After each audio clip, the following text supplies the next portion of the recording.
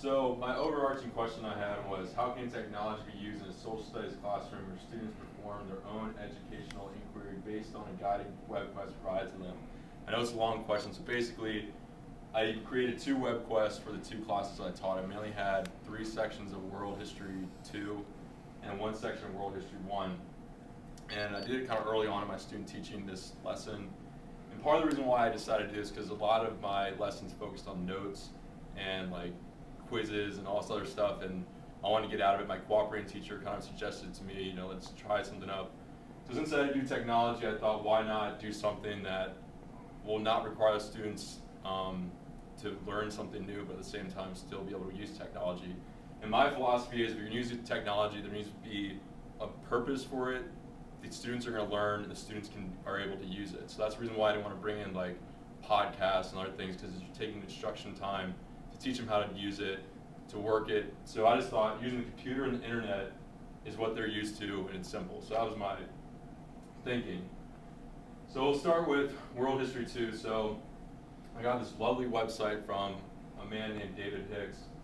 It's digital history through Virginia Tech, and it's about the global depression felt in, say, Britain, France, and Germany.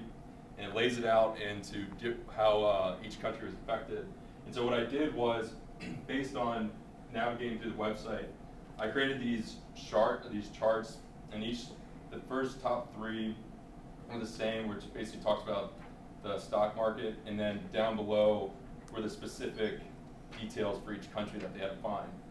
So Germany, France, and England, the students were broken into groups to work on. I created the groups because there was a lot of students that I didn't want to work together, and I want them to get through the material quickly and work diligently. But what I did though was I put them in the groups, but in the computer lab they worked on their own computer individually, so that way they could view the material themselves, and then as a group come together, go over their sheets and fill in anything else, because I want the students to view all that. So this is some of the examples of the students' work. What I saw was, I collected all of their student work just to see their completion and where they got to, as well as collect data. And basically it varied. Some students, like the first one, probably wrote every single detail from the paragraphs they had to read, where others kind of just briefly put and jotted down a few notes. So I was kind of weary if they got it or not. The only limitation I ran into was I think there was too much content that they had to get through for the chart, where I guess when I was thinking that the 45 minutes would be enough time. But I guess seeing the goodness of it was the last 2 boxes were additional information. So this was like primary sources, posters, additional readings. I just mainly wanted them to get the actual effects in each country. So most students were able to get to that, which I was fine with.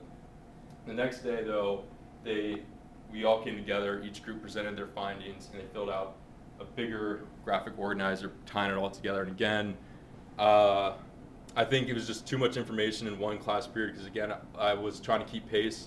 And so I guess that's one thing I would change if I ever do this, is to put more time into my actual planning. Because I think if I just gave them maybe half a day or another day to tie it all together, I think it would have really worked well. But again, like I said, I think that the students were able to get the information, and I continuously reviewed it, like what happened in France, why was Germany so affected. So continuously talking about the material just to make sure that they were able to get it. And so that was World 2. And basically, to finish up with World 2, I had some surveys, and one student said, I enjoyed this style of learning and the group work. So I think, like I said, it took them out of the classroom into the computer. They were still reading and doing stuff, but they're using technology. It was different. So I think even though they were still doing what they're used to, it was a different setting. So most students agreed on that. All right, switching over to World 1, I did a unit on civilizations, and I did the ancient African kingdoms. And we talked about the Eastern kingdoms, but I decided to talk about the Western. And these were Ghana, Songhai, and Mali. And all they basically needed to know was like the salt for gold trade. Islam starts coming in, so they didn't need to know a lot for that as well. So I found this really cool website. BBC sponsors it, and it basically is 2 pages on each kingdom. And so I created like my own web quest, which walked them through each bulleted headline that they had to answer. And this was more specific and detailed, because one, these are freshman students, and two, it's so much content that they have to read that I didn't want them to try to find out and get confused. Also, I only had 7 students in this class, so it was very small, and I wanted them to just get through it and to learn their note-taking skills. So after they completed that, since, like I said, there's only 7 students, I collected their written work just to see where they were at as well. But then I also created or handed them one that was already complete and filled out. So it was kind of reinsuring the information that they had. And the reason why I did this too is these 7 students are kind of problem childs, like either 1 or 2 are in ISS, 1 or 2 are absent. So on a given day, I might have 4 or 5 of the 7. So just for the sake of including everyone, that's the reason why I gave this to them filled out. Then after we did that day, the next day we filled out this chart, which basically summarized the 3 kingdoms and looked at the rulers, the trade, the religion, so that way the students can pull out the important information into the chart. And again, we worked, students and I fill this out together. Then, which I think went well, and then basically some of the data I have is I looked at the quizzes I gave. So for World 1, about the African kingdoms, these are the questions out of my 15 that I took that correspond with that. And most students, I'm looking at the ones I followed or monitored, either missed one or got them all right, which I think it might be attributed to the fact that I kind of drilled this in their head, and it was also given to them the day after we did this. So that might have played a factor. For World 2, it varied. Some students got them all right. Some students missed three or all of them. And I just think that it was studying wise, and I couldn't really make a clear conclusion because, like I said, some students wrote word for word where others just wrote a couple words. So that might have played a factor. And so most of my students liked the fact that they got out of the classroom and could work on the material using the internet and the computer that they're used to. So that's summed up my project. Thank you. Questions, folks? How long did it take you to create your web quests? I would say the World 2 one took me a lot longer because there was a lot of text to go through. And so I would say for the World 2, just to create it, probably took me about 2 to 3 hours. For World 1, probably about an hour and a half just going through. And basically for World 1, I was just going through and just writing the questions every 3 sentences, so it kind of flowed itself. Did you hear any complaints? Some of the complaints I had was, like I said, some students said that they wish they had more time, especially in World 2, just because they just felt like it was a little rushed just to get through the material, and I understood that. But more of like, this is so much, why are you making us do this? No, Or I is it mean, because the only complaint I guess they had was the fact that they had to read and to summarize, and I talked about that too, is that I think in doing this, it helps students build on their note-taking skills, summarizing, looking for the information to get. So I had to explain to them what they're doing. So I'm like, all right, so you read the paragraph, and what you think is most important, you write that down. And then as a group, you guys are gonna come together and talk about it. So if you don't get everything, that's fine, just whatever you think is important. And so I think that idea was kind of hard for them because they actually had to work, because they thought they were going to the computer lab to do whatever. And that was another thing too.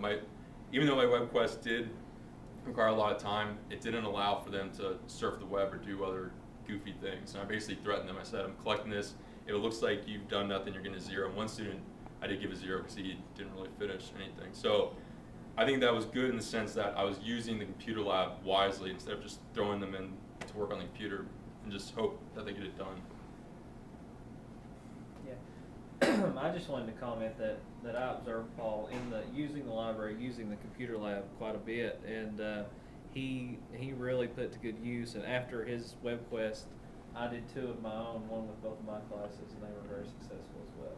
So thank you. Mm-hmm. And that's another thing too with digital histories. That was a question on the final. Was that I think if you can find good ones, they really are. And to some extent, I think they get more content material than I could plan where to get. So I think in that context, if you're able to use that, you can probably get good results. But like I said, I'm only going to use technology if I think it's beneficial and it doesn't require that much class time. And what do you think the value added was of these web quests then? If you're in, just say, was there a value added for that then in the big picture, or would it have made more sense to continue as you were doing? Mm-hmm. I think It's kind of both, because I think most students are just trying to find the answer, so they're not really putting it in the context of it. So I guess in that sense, they're not really putting it in place. But that's the reason why the next day I kind of reinsured everything. So to some extent, I guess maybe it is they're just plugging in the answers. But I think then that review time always needs to be in place. Right. At least some instruction to put it all together. Thank you.